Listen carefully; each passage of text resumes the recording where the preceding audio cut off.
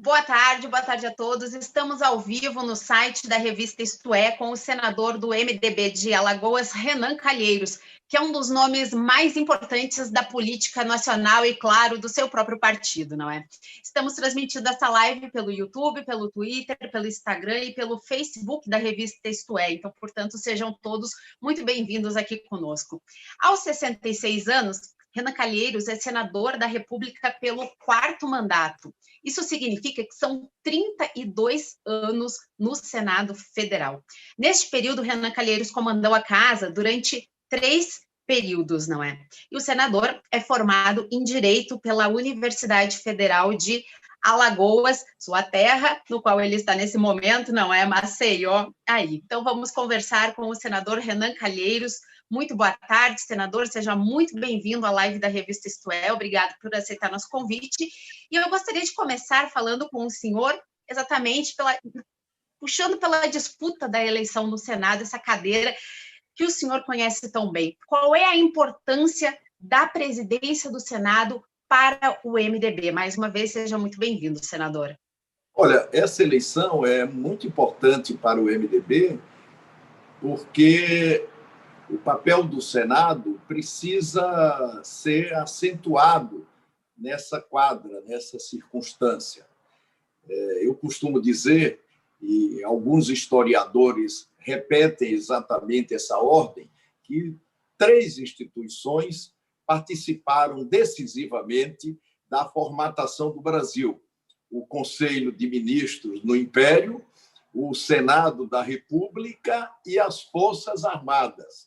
Então, mais do que nunca, nós precisamos ter cuidados com essas instituições, garantir a separação dos poderes, o equilíbrio e a independência entre eles, para que nós possamos fortalecer a nossa jovem democracia, que, como todos sabem, é jovem no Brasil, muito jovem, mas nós vivemos exatamente, com a sua juventude, o maior período de longevidade constitucional. Então, nós precisamos ter muita responsabilidade com isso. E o MDB, que é o maior partido do Senado, agora com 15 senadores e senadoras, costumeiramente escolhe aquele ou aquela que circunstancialmente dispõe de mais condições para o enfrentamento no plenário, no dia da eleição. E, por isso, as nossas escolhas recaíram sobre a senadora Simone Tebet, que é mulher, tem uma plataforma consequente para a circunstância que vivemos, e nós precisamos cada vez mais apostar na sua possibilidade de vitória. Seria quase que uma renovação do partido na sua análise, senador, porque na última eleição o senhor disputou internamente com a Simone Tebet a possibilidade de concorrer à presidência do Senado. E o senhor foi para a disputa. A gente sabe que o MDB acabou chegando um pouco mais enfraquecido ao plenário, junto aos demais pares, e acabou com uma eleição extremamente tumultuada, que demorou 2 dias, invadiu um sábado, teve dificuldade na contagem de votos. O senhor acabou sendo derrotado por Davi Alcolumbre, do DEM do Amapá. O nome da Simone Tebet, ele vem como uma renovação do partido? Ela era o ideal nesse momento, senador? Vem exatamente como uma renovação, e a eleição será, sem dúvida nenhuma, uma nova etapa na história do Senado Federal. A eleição que nós realizamos há 2 anos, ela foi uma eleição traumática, com muitas barreiras, preconceitos, dificuldades. Nós tivemos, você lembra, o engajamento do próprio Ministério Público Federal na defesa junto ao Supremo Tribunal Federal com relação ao voto aberto, o que significa dizer que é uma coisa atípica, porque toda eleição do mundo tem um pressuposto, melhor dizendo, que é o fato do voto ser secreto, exatamente para proteger as minorias.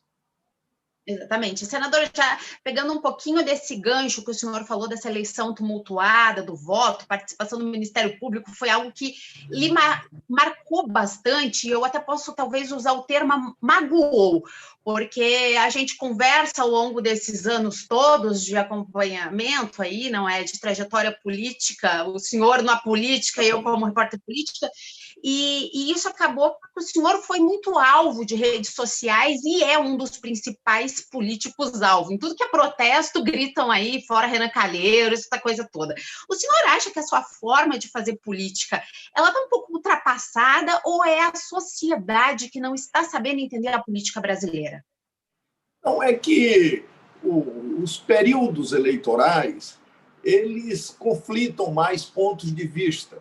Como eu fui para vários embates, inclusive na condução do Congresso Nacional durante 4 vezes, é evidente que isso conflita e mobiliza um setor da opinião pública.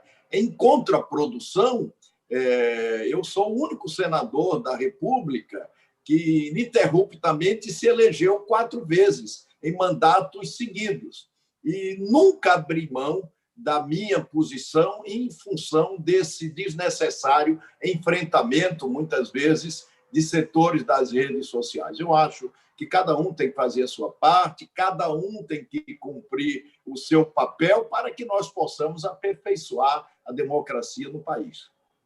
Não dá para negar que Renan Calheiros aprendeu um pouquinho com isso tudo, né, senador? Porque o senhor é de um tempo que nem rede social existia ainda lá no início, tipo eu, que a gente nem mexia com rede social. Aí você teve que aprender aí no meio do caminho. Agora, o senhor está mais movimentando ali, dá umas respostinhas meio alfinetadas de vez em quando. Isso tudo aí foi esse ensinamento que essa juventude de cobranças políticas lhe trouxe? O ensinamento é intrínseco desse processo. E quanto mais você demonstra capacidade para ouvir, para aprimorar o que você, evidentemente, pensa e defende, você evolui um pouco mais, né? Nós tivemos 2 anos atípicos. Logo depois das eleições, eu resolvi fazer uma participação mais discreta em função exatamente da confrontação que havia. Depois veio a pandemia, deliberações remotas, depois o absurdo que significa na prática esse recesso que nós estamos agora, porque é uma coisa absurda, inócua, contraditória. Nós já estávamos em casa deliberando e o recesso nos colocou em casa para não deliberar. É difícil falar em política assim, né, senador? Fica difícil do povo. É muito difícil conversar com as pessoas, mobilizar pontos de vistas e decidir. O Brasil está vivendo um momento muito difícil em função da pandemia e em função de coisas que paralelamente acontecem. O Congresso, sem deliberar, criou um vácuo muito grande. Nós não temos orçamento, nós não temos vacina, nós não temos o que colocar no lugar do auxílio emergencial, nós não temos uma agenda econômica, temos a maior taxa circunstancial de desemprego, as empresas continuam quebrando, o capital internacional foi embora e o Congresso, em recesso, não consegue fazer a parte dele, dar as respostas exatamente que a sociedade cobra. Então, é um momento particularmente muito ruim. E a isso o MDB quer responder, consequentemente, com a candidatura da senadora Simone Tebet.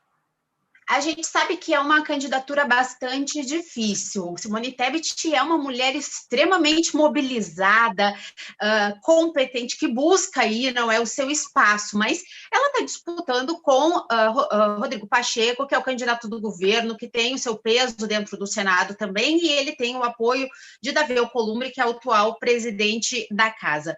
Como é que o senhor imagina que vai ser o Congresso Nacional, falando da Câmara e Senado, junto, caso Rodrigo Pacheco e Arthur Lira, que são os candidatos defendidos pelo presidente da República, Jair Bolsonaro, vençam essas eleições? Na Câmara, eu não costumo opinar, porque caracteriza uma influência externa, né? Já que eu sou senador. Mas eu defendo, por questões óbvias, a candidatura do Baleia Rossi, porque acho que ele está mais preparado para responder a essa situação. E acho que, nesse momento de crise política, institucional, econômica, sanitária, você ter, tanto na Câmara como no Senado, comandos aliados a um dos poderes, ao Poder Executivo, à Presidência da República, é algo muito ruim e não colabora com a evolução do processo. De modo que eu prefiro Baleia, não quero indiretamente interferir, e é fundamental, e para isso trabalhamos, a vitória da Simone Tebet no Senado Federal, para que, dessa forma, possamos garantir a independência, a separação dos poderes e a própria renovação que a candidatura dela caracteriza. Com certeza. Senador, falando um pouquinho nessa questão mais de governo, o senhor falou na independência, essa necessidade de manutenção da independência dos poderes. A gente sabe que os poderes, tanto o legislativo quanto o judiciário, sofrem ataques constantes do presidente da República e de seus aliados. Qual seria a palavra que o senhor usaria para resumir, digamos assim, o governo de Jair Bolsonaro nesse momento? Olha, do ponto de vista da democracia, da liberdade de expressão, eu tenho dito, prefiro um presidente da República, um presidente Jair Bolsonaro, popular, porque ameaçará menos as instituições e a democracia. Toda vez que a sua popularidade cai, nós temos uma recaída com relação a danos que possam ser causados a essas instituições. Eu acho isso muito ruim, muito ruim. Acho que a oposição precisa cumprir seu papel, independentemente da condição partidária de cada um. Nós precisamos ter clareza que, por dois motivos, mais precisamente, o impeachment terá dificuldade para caminhar. Primeiro, o fisiologismo de uma parte considerável da Câmara dos Deputados, já que o impeachment tem que começar na Câmara dos Deputados. E, em segundo lugar, a barreira que caracteriza o fato do Mourão ser o vice-presidente da República. Na prática, seria impedir 6 e colocar no seu lugar meia dúzia. Isso, do ponto de vista democrático, não costuma absolutamente agregar nada. Então, é importante que todos façam a sua parte, cumpram o seu papel, não é? Informe a sociedade para que nós possamos ter, na próxima eleição, uma eleição abrangente, democrática, previsível, do ponto de vista da avaliação do próprio governo. Eu também costumo dizer, aproveitando a oportunidade, que, no Brasil, os 2 turnos da eleição presidencial são representativos, expressivos e até sintomáticos. Tanto, a gente procura fazer uma análise do primeiro turno, que é quando você esboça ali a abrangência da sua candidatura a partir do número de eleitores. O Bolsonaro teve, no primeiro turno da eleição, 46% dos votos. Então, qualquer avaliação que eu vejo do governo, eu procuro comparar com a votação que o Bolsonaro teve. Se for abaixo de 46, é negativa. Se for superior a 46, é positiva. Mas isso não significará, na prática, muito com relação à necessidade do cumprimento do papel dos setores da oposição. Pois é, quando o senhor fala desse cumprimento do papel, o senhor acredita que o Congresso como um todo, embora o senhor tenha deixado bastante claro, e a gente tem que relembrar isso, que qualquer tipo de processo de impeachment ele começa pela Câmara. É lá que a coisa tem que começar, e hoje nós temos mais de 60 pedidos de impeachment contra o presidente da República, aguardando deliberação da mesa. O senhor acredita que o Congresso, falando como instituição como um todo, ele está sendo um pouco inerte em relação a isso tudo que está acontecendo? Não, eu acho que nós temos um quadro partidário pulverizado no Brasil. Em nenhuma outra grande democracia nós temos a quantidade de partidos políticos que temos no Brasil. Quer dizer, nós havíamos votado a cláusula de barreira lá atrás, com uma transição. 12 anos depois, o Supremo Tribunal Federal, num gesto equivocado, a derrubou. Depois, nós votamos uma outra cláusula de barreira para, dentre outras coisas, acabar, diminuir essa grande quantidade de partidos políticos, que faz uma confusão maior do ponto de vista do governo, da sustentação e da própria oposição. E eu acho é um monte de cabide de emprego, né, senador? Porque vira um monte de partido, é um monte de cabide de emprego. Todo mundo quer um partidinho para chamar de seu. Isso é muito ruim. Em qualquer coalizão, você tem 4, 5, 6 partidos, no máximo, mas geralmente 2, 3 partidos, né, que se juntam em função de uma agenda, de um programa de governo, e você tem a oposição fazendo a sua parte, cumprindo o seu papel. É isso que nós precisamos, sem preconceito também, voltar a fazer no Brasil. E é exatamente para isso que eu quero me dedicar a partir do dia 1º. Então, o senhor quer se dedicar a fazer oposição, de fato? Informar a sociedade, cobrar as contradições, contestar essa política externa. Não é? A diplomacia do Brasil sempre foi o que havia de melhor na diplomacia mundial. Nos últimos anos, nós transformamos o Brasil num pária internacional. Brigamos com os nossos 2 maiores parceiros. Uma briga, uma competição desnecessária com a China. Porque se os Estados Unidos brigam com a China, problema deles, né? Os Estados Unidos e a China são os maiores parceiros do Brasil. E o Brasil toma iniciativa para esvaziar o BRICS, para esvaziar o Mercosul, não é? Capitaliza derrotas. O governo Trump começa a explorar ainda mais a nossa produção.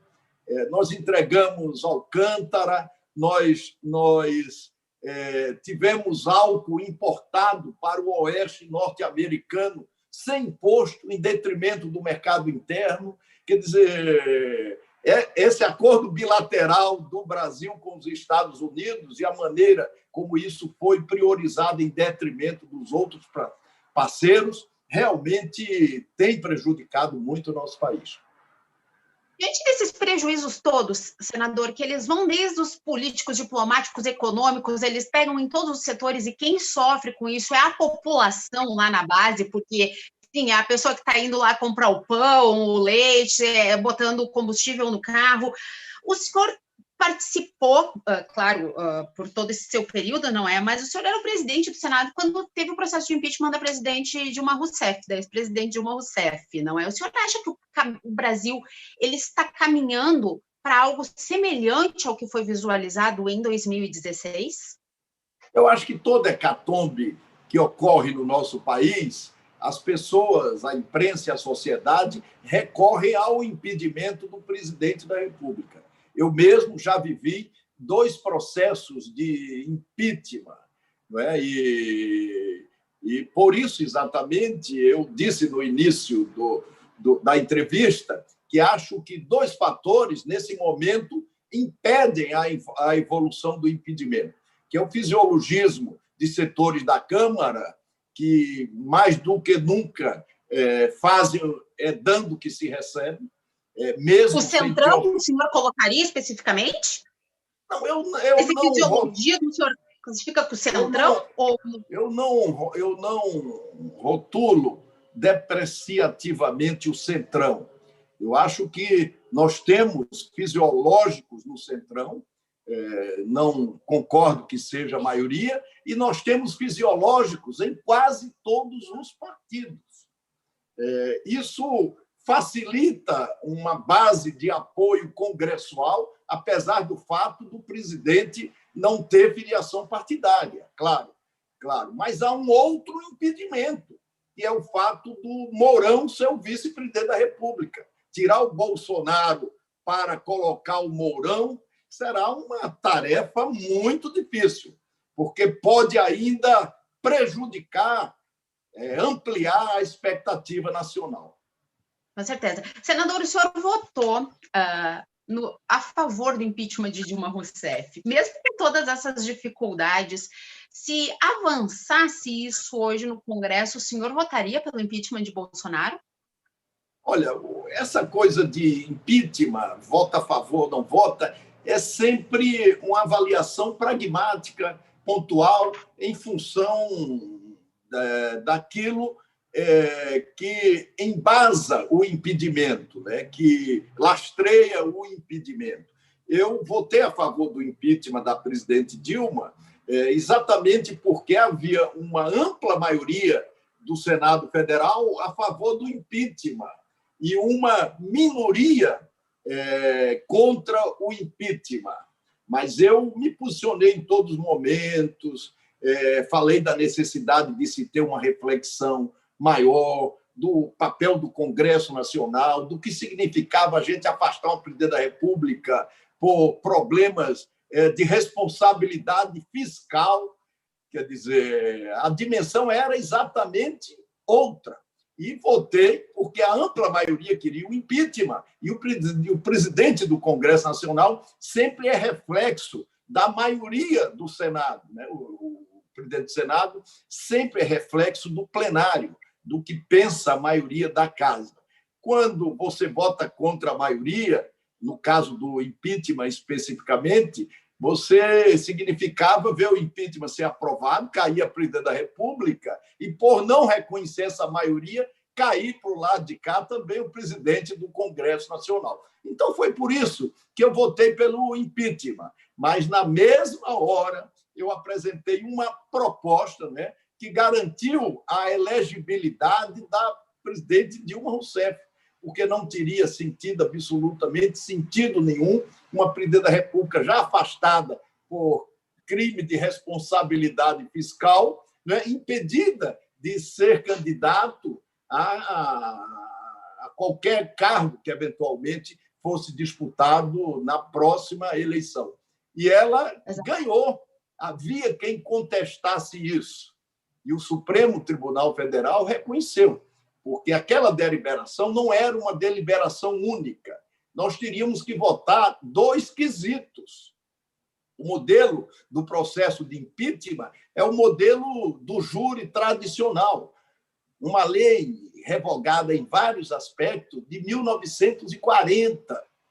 Precisa evoluir bastante, não é? Precisa ser atualizada, né? Precisa ser revista, precisa ser modernizada para que possa mais facilmente dar essas respostas que a sociedade brasileira cobra. E aí eu disse, não, já que uma pergunta obrigatoriamente não responde a outra, então nós vamos responder exatamente os 2 quesitos. O primeiro quesito é se havia crime de responsabilidade, foi respondido positivamente, e o segundo, se ela seria inelegível ou não, também foi respondido positivamente, de modo a que ela pudesse participar das eleições. É disso que eu tenho satisfação e orgulho. Exato, mas isso fez quase com que o senhor, eu me lembro lá naquele dia, um monte de gente ainda lá no plenário já falando, nossa, mas o Renan Calheiros agora virou petista, virou lulista, e aí depois vem para as redes sociais, em algumas coisas em defesa ao ex-presidente Lula. Como é essa relação, senador? Não, eu sempre tive, sempre mesmo, boa relação com o presidente Lula. Considero, pessoalmente, que o presidente Lula é o maior quadro político do Brasil e trabalho e torço para que haja uma reversão na sua condenação, porque foi algo, e hoje está completamente provado, político, partidário, com o engajamento do Ministério Público, com a influência do Judiciário sobre o Ministério Público, numa parceria que envolveu setores da imprensa, exatamente para impedir o presidente Lula de participar da última eleição. Eu estive, em todos os momentos, em posição contrária, né? E continuarei dessa forma para me manter coerente. Senador, o senhor já entrou nesse assunto que eu ia trazer um pouquinho mais adiante, que é com relação à Lava Jato, não é? Porque o senhor sempre foi um dos principais críticos em relação à Operação Lava Jato, alegando que houve excessos, principalmente por parte do Ministério Público. A Lava Jato, na sua análise, ela mais ajudou ou mais prejudicou o país? Não, eu acho que qualquer operação ajuda. Qualquer investigação, ela colabora com relação às respostas que as pessoas cobram. Eu, desde a época em que fui ministro da Justiça, sempre defendi as investigações. Só lembrando que o senhor foi ministro da Justiça no governo Fernando Henrique Cardoso, não é? Porque eu não falei isso lá no currículo, mas eu vou recordar. Sempre defendi qualquer investigação. E acho que para o agente político que está sendo investigado, a investigação exatamente é uma oportunidade para que você possa provar o contrário. No meu caso, né, eu sofri uma odiosa perseguição. Eles abriram variados inquéritos, absolutamente sem nenhuma prova. E de todos os inquéritos, mais de 2/3 deles, que foram apreciados pelo Supremo Tribunal Federal, foram exatamente arquivados por falta de prova. O que demonstra, no meu caso também, que havia uma participação política, sobretudo, do Ministério Público, cujo representante, Deltan Dallagnol, eu depois vim a condenar no Conselho do Ministério Público Federal.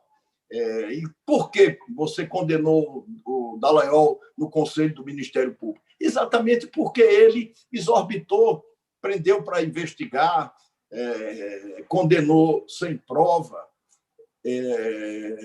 colocou o interesse político partidário à frente de qualquer investigação, defendeu candidaturas do Ministério Público Federal em todos os estados do país. Quer dizer, hoje essas coisas estão escancaradas e verdadeiramente comprovadas a partir do vazamento do The Intercept e agora, mais recentemente, com a decisão do ministro Ricardo Lewandowski, que autorizou o acesso do presidente Lula e vai autorizar dos demais acusados, até indevidamente acusados, aqueles vazamentos, aquelas informações, né, que o The Intercept publicou ou não teve tempo de publicar. O que demonstra por si só aquilo que eu sempre disse, que a Lava Jato é importante, ela, de alguma forma ou de outra, produziu avanços civilizatórios. De outro lado, ela teve um enfoque político, partidário, que objetivou prejudicar determinadas pessoas. Eu fui muito investigado. Nesse aspecto, senador, o senhor acha que se não tivesse ocorrido a Lava Jato, nós teríamos um outro cenário político no Brasil, principalmente porque o presidente da República, Jair Bolsonaro, ele fala que parte do eleitorado dele é lavajatista, ele se fia muito a isso. Se não houvesse a Operação Lava Jato, o senhor acredita que o cenário brasileiro seria outro nesse momento? Não tenho, com relação a isso, nenhuma dúvida. Nenhuma dúvida. E os benefícios da Lava Jato à candidatura do presidente Jair Bolsonaro, eles são comprovados. Tanto que o juiz da operação aceitou sair do judiciário para ocupar o cargo de ministro da Justiça no próprio governo Bolsonaro.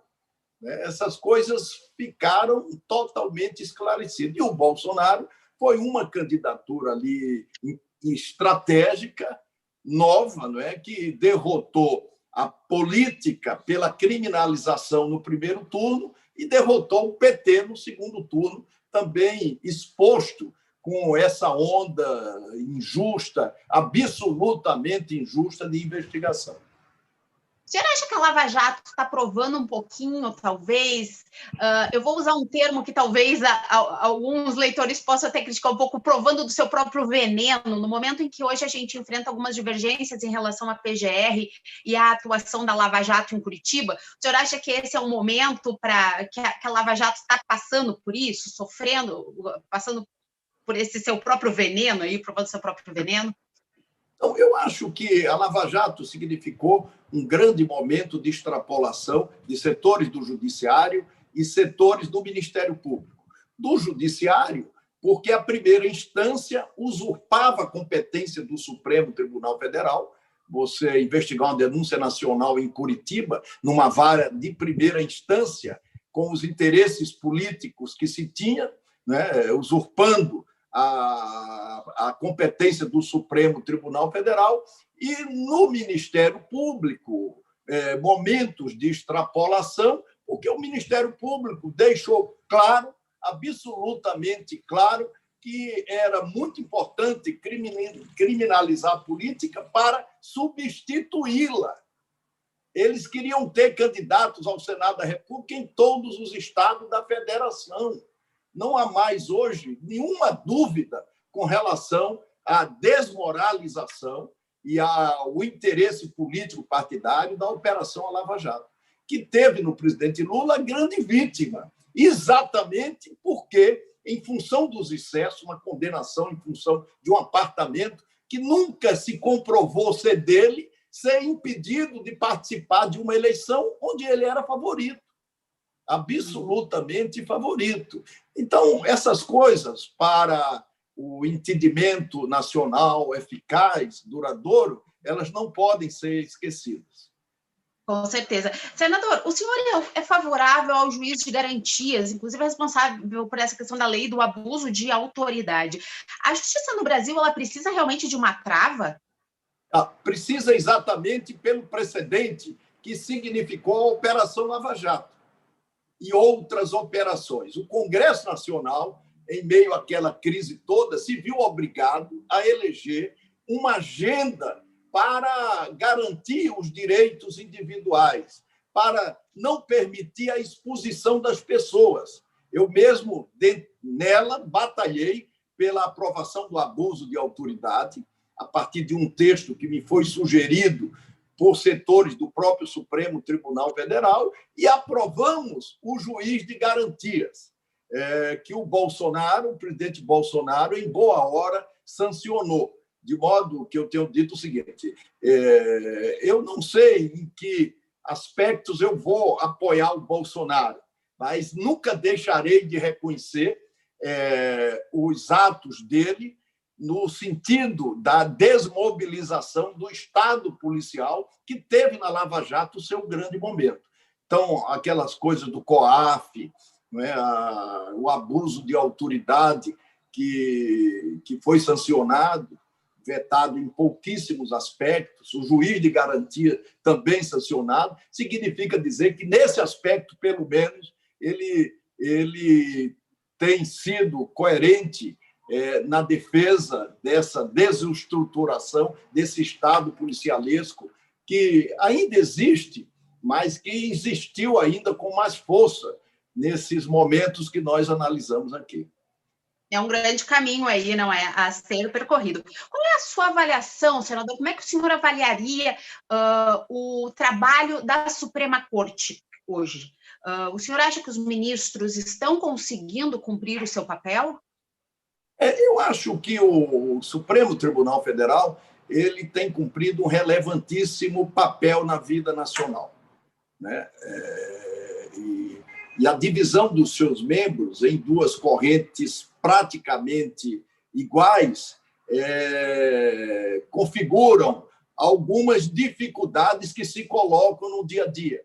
Mas, apesar de tudo isso, que é democrático, que é saudável, eu considero que o Supremo Tribunal tem, sim, cumprido o seu papel e feito a sua parte. Bacana. Senador, para a gente fechar um pouquinho essa parte de STF, porque eu ainda quero tratar um pouquinho, então um pouco apertado, mas ainda quero falar um pouquinho de vacina. Mas para a gente fechar essa parte de STF, o senhor teve alguns problemas, como políticos tradicionais antigos têm, não é, com a corte. Mas O senhor acabou sendo absolvido de uma acusação de peculato aí, que lá atrás ela foi responsável pela sua renúncia, inclusive, à presidência do Senado, logo depois do senhor ter sido reeleito em 2007. O senhor acabou sendo absolvido depois, não é, dessa acusação. É impossível, todo mundo que fala de Renan Calheiros lembra dessa história, é como se ela tivesse aí gravada na marca política. O que o senhor tira de lição de tudo isso, de toda aquela história lá daquele caso lá atrás, da história que acabou resultando na sua renúncia no Senado em 2007? O que o senhor tirou de lição disso tudo, senador? A renúncia foi em função da crise. Foram 200 dias de crise absolutamente desnecessária, porque sequer recurso público envolvia. Foi um erro aquilo tudo, Yara, mas foi um excesso pessoal, do qual eu me penitenciei, pedi desculpas a todas as pessoas envolvidas e prejudicadas, publicamente, e me obriguei a fazer a prova negativa, a demonstrar que todos os recursos que as pessoas questionavam foram meus. Comprovar a prova negativa do direito penal é a mais difícil delas, porque você tem que comprovar fato a fato ali, né? Senão as pessoas continuarão com a tua condenação.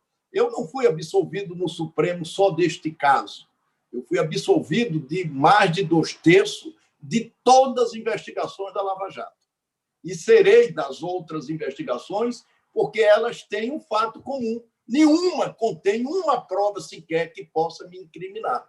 Eu era presidente do Congresso Nacional, como você sabe, e o presidente do Congresso Nacional é circunstancialmente assim uma espécie de representante da política. Então, não tinham no Brasil como atacar a política sem, em primeiríssimo lugar, atacar o presidente do Congresso Nacional. Infelizmente, eu me vi nessa circunstância como bola da vez, e Deus me deu assim uma capacidade de resistência muito grande que me possibilita estar aqui absolvido conversando com você nessa oportunidade. E depois eu voltei a ser presidente do Congresso Nacional, cargo que, na circunstância, eu me vi quase que obrigado a entregar para poder exatamente, com as provas negativas que eu iria colher, responder o contrário à sociedade. Porque o processo acabou chegando bem naquele período ali, não é? De novo, que o senhor estava na presidência do Congresso, não é? E depois acabou vindo a absolvição nessa situação. Então, acabou sendo uma lição de vida para o senhor, esse caso todo aí, o Cabeloso, a renúncia e tudo mais que aconteceu. Uma lição de vida e uma condenação muito grande, né? Porque a pessoa pública vive, sobretudo, da sua própria imagem. É a imagem e o seu trabalho o que efetivamente você coloca nas eleições para que as pessoas referendem ou não o que você fez. Nesse período todo, eu convivi com essas condenações preventivas, preconceituosas, né? E disputei 2 eleições e os alagoanos me elegeram exatamente nessas 2 eleições. De modo que, assim, eu tenho uma satisfação muito grande quando falo sobre isso, não só porque é um espaço que se abre para que as pessoas que acompanharam esses fatos saibam definitivamente que eles não prosperaram e não prosperarão, porque deixaram de ter uma coisa que é fundamental, insubstituível em qualquer processo de julgamento, para qualquer condenação, que é a prova, que em nenhum desses casos existiu ou existirá. É uma coisa diferente das acusações que se fazem hoje, né? Por exemplo, aqui em Alagoas, durante essa semana, um senador da República foi acusado de ter pedido e conseguido na prefeitura de Maceió um emprego público para a sua namorada, ganhando R$12 mil por mês. Quer dizer, Isso aí não precisa nem provar. O que provar que há dinheiro público envolvido nessa questão? No meu, não. No meu, eu tive que demonstrar que não havia dinheiro público. O dinheiro que tinha sido utilizado tinha sido meu, das minhas expensas não pessoais. Tinha nota fria, não tinha nada como tinham falado na época. Não tinha dinheiro público, não tinha dinheiro público. Eles acabaram me investigando, porque tinham que investigar, pela minha verba indenizatória, dizendo que o meu gabinete havia contratado uma locadora e essa locadora não existiria. E eu, igualmente, tive que provar não só que a locadora existia, não só que eu paguei o contrato feito com a locadora, né, mas que ela tinha contratos circunstanciais na mesma época, com órgãos públicos, com entidades privadas, o que ficou sobejamente demonstrado. Isso difere de um senador da República contratar uma namorada, pedir um emprego público num cargo alto, porque aqui no Nordeste você pagar R$12.000, R$13.000 a uma pessoa significa, por mais competente que seja, e eu não sei se é o caso, é um salário importante e significativo. O que é que ele vai demonstrar a partir disso aí? Num país incrível, absolutamente nada, porque não há como fazer a prova contrária. Não há como fazer a prova contrária. Os fatos já estão ali, todos consolidados e comprovados, desde o ato de nomeação, né, até a participação da pessoa, a maneira como frequenta no dia a dia do serviço público. Com certeza. Mas era necessário, senador, a gente entrar nisso, porque eu acho importante, até que o senhor tenha oportunidade. Muito importante. Queria falar um pouquinho agora sobre vacina, pandemia, na verdade. Nós já temos mais de 210 mil mortos no Brasil. A vacina começou a chegar agora, graças a Deus, aí, não é numa parcela ainda pequena da população, mas está chegando. O senhor acredita que o governo federal ele foi negligente nesse aspecto? Até porque se a vacina não fosse pelo governador de São Paulo, hoje nós não teríamos vacina ainda no país, talvez, não é? O presidente da República negligenciou, mas não enganou ninguém, né? Ele é um negacionista. Ele sempre contestou a validade da vacina. E é óbvio que quem contesta a validade de uma vacina e coloca no Ministério da Saúde um general cuja especialidade dele é operação logística, ele não tem boa vontade com os resultados que nós precisaríamos oferir. É evidente, ele não enganou ninguém. Não enganou ninguém. O maior erro foi exatamente colocar pedras no caminho das relações diplomáticas com a China, com a Rússia, ter tido aquela relação bilateral desproporcional ao Brasil com os Estados Unidos. Isso capitalizou erros e mais erros que precisariam ser revistos pelo Congresso Nacional, mas o Congresso Nacional resolveu manter o acesso. Como disse, já estava deliberando de casa e em casa permaneceu sem deliberar. Ou seja, lavou as mãos, né? Cruzou os braços.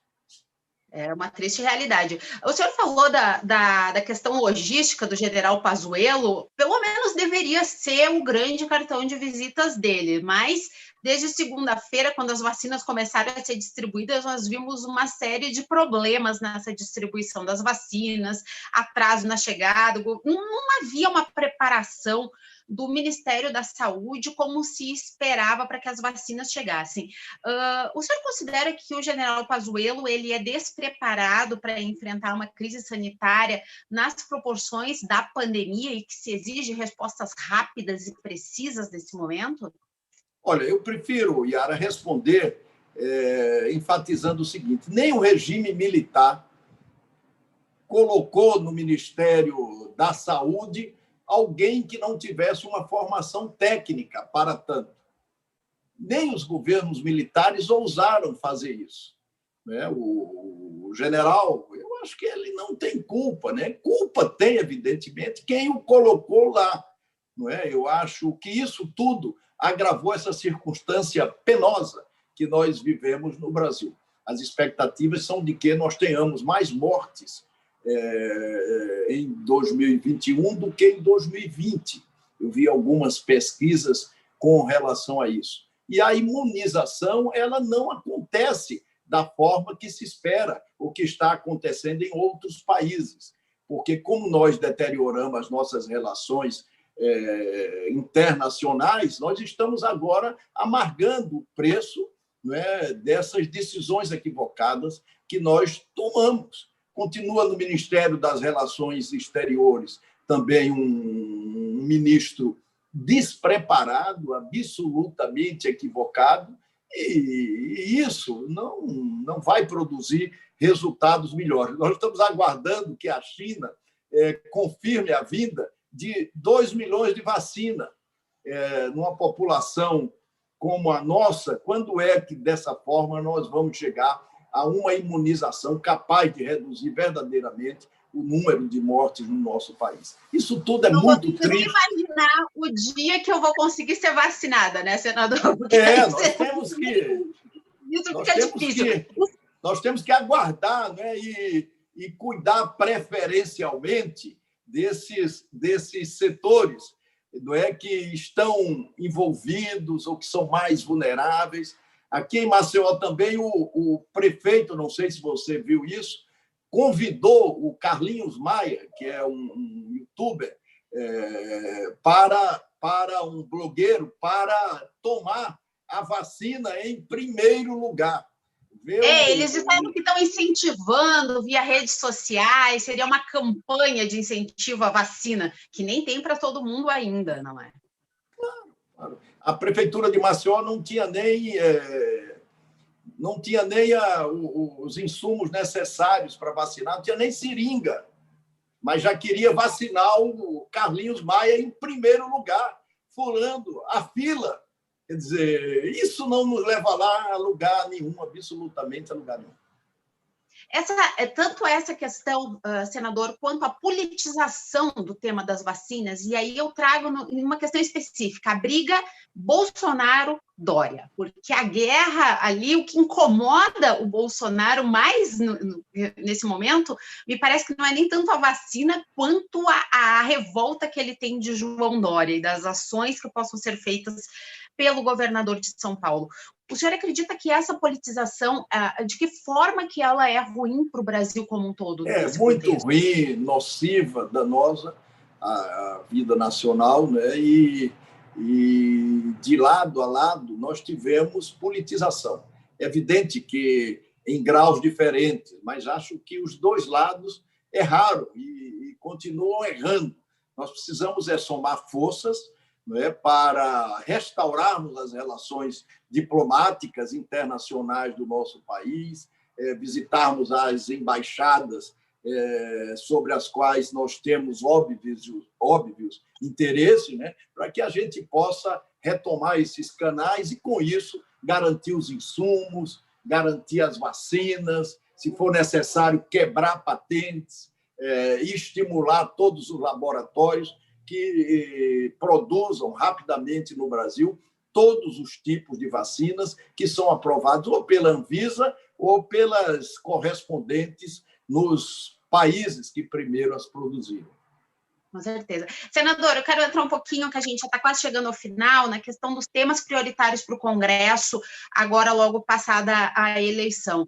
Nós temos as reforma administrativa, do qual o senhor é um dos grandes mobilizadores desse tema, junto com a senadora Cátia Abreu. Temos a reforma tributária, que o governo entrega pedacinhos fatiados e nunca consegue chegar nessa reforma da forma como o Congresso espera votá-la. O senhor acredita que essas reformas elas conseguem realmente sair da gaveta nesse ano de 2021 a ponto de auxiliarem na estabilidade, ou pelo menos numa certa estabilidade econômica do país? Ou vai ser difícil, em virtude de tudo que nós estamos passando aí, essa pandemia, esse colapso na saúde, tentar falar em reformas agora? Não, eu acho que nós precisamos avançar com uma agenda. que coloque, evidentemente, em primeiríssimo lugar a reforma tributária, né? Para aumentar a base distributiva e para que nós tenhamos justiça fiscal. Aqui no Brasil, a camada de cima paga menos impostos. Eu fico com pena toda vez que ouço o Paulo Guedes, com quem eu tenho um bom relacionamento, defender a criação de um novo imposto, exatamente por isso, porque a sociedade não aceita, repele. Você criar mais um imposto para a sociedade pagar, num país onde os andares de cima pagam efetivamente impostos menores. Eu acho que nós temos que correr com a tributação de herança, eu acho que nós temos que correr com a tributação de produtos supérfluos, como lanchas, jatinhos e outros similares. E acho há propostas em relação a isso, há emendas ali, propostas já para essa taxação de jatinhos, barcos, lanchas, essa coisa toda. Exatamente. Nós temos que taxar os dividendos. Só 2 países no mundo não taxam os dividendos das empresas, o Brasil e a Estônia. Nós temos que caminhar, não é, para criar uma nova conjuntura econômica, para atrair novamente o capital internacional, né, para estimular o aparecimento de novas empresas, a criação de novas empresas e a geração de emprego e renda. Com relação ao salário mínimo, também, no Brasil e no mundo, as estatísticas demonstram que o salário mínimo ele cumpre um papel importante no tracionamento da economia. O salário mínimo de 2021 não repôs sequer a inflação. Quer dizer, então, como é que nós vamos verdadeiramente induzir ao crescimento se a gente não toma absolutamente nenhuma iniciativa? Então, a reforma tributária ela é fundamental para que nós possamos dar o primeiro significativo passo do tracionamento da economia. É possível, senador, quando o senhor fala nessas dificuldades econômicas, talvez prorrogar o auxílio emergencial, aumentar o Bolsa Família, como já é as propostas nas disputas aí do comando da Câmara e do Senado? O senhor corrobora com essa ideia? Eu concordo. Acho que uma grande dificuldade do governo e do Congresso Nacional é que não tem nada para colocar no lugar do auxílio emergencial. E, mais ainda, eu acho que o auxílio emergencial pode ser recolocado, pelo menos enquanto a pandemia durar, sem que se afete com isso o teto de despesa. O teto... Então, onde que sairia? Como que sairia isso sem que furar o teto?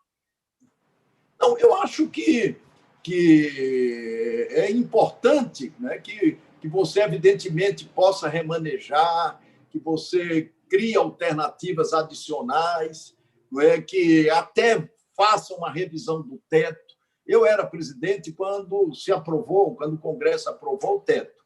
Quer dizer, aquilo ali se fez inicialmente de uma maneira improvisada, absolutamente improvisada. Quer dizer, então você pode fazer uma revisão e não esperar que passem 5 anos, porque com responsabilidade fiscal isso não vai ocorrer, as pessoas não aguentam chegar lá. E olha, Yara, que eu estou falando de um estado onde o governador é o maior exemplo do Brasil em ajuste fiscal.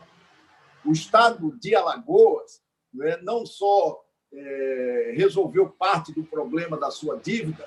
Quando o atual governador assumiu, Alagoas devia mais de 12 bilhões de reais à União, hoje deve pouco mais de 6 bilhões de reais à União. Ele fez muitos investimentos com recursos próprios e tem reservados 5 bilhões de reais para investir nos próximos 2 anos. Eu não sei é possível fazer. Eu não sei se São Paulo tem essa condição. Eu sei que, com certeza, nenhum estado do Nordeste tem. Eu estou citando esse número para mostrar a virada que se fez aqui no estado de Alagoas, que é a mesma que eu defendo com relação ao Brasil.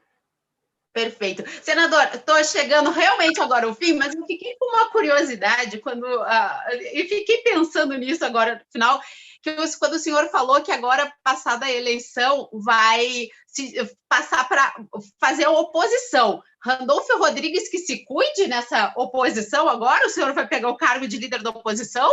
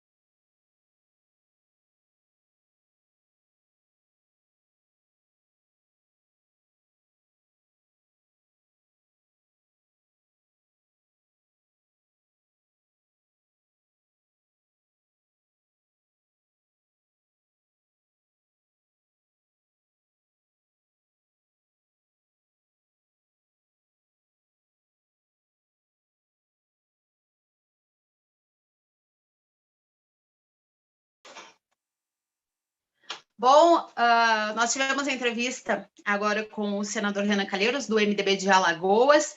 Acabou aí que o senador caiu no finalzinho, mas deu tempo de ele responder as nossas últimas perguntas aí em relação ao auxílio emergencial, que ele se mostra um defensor, né, dessa situação toda. E com isso a gente chegou ao final de mais essa live, não é dessa vez, então, ouvindo o senador Renan Calheiros, do MDB de Alagoas. Em nome da Isto É, eu gostaria de agradecer a todos a participação aqui nos nossos canais, a todos que nos acompanharam de casa, dos seus escritórios e principalmente a presença do senador Renan Calheiros aqui conosco. Muito obrigada e tenham todos uma boa tarde.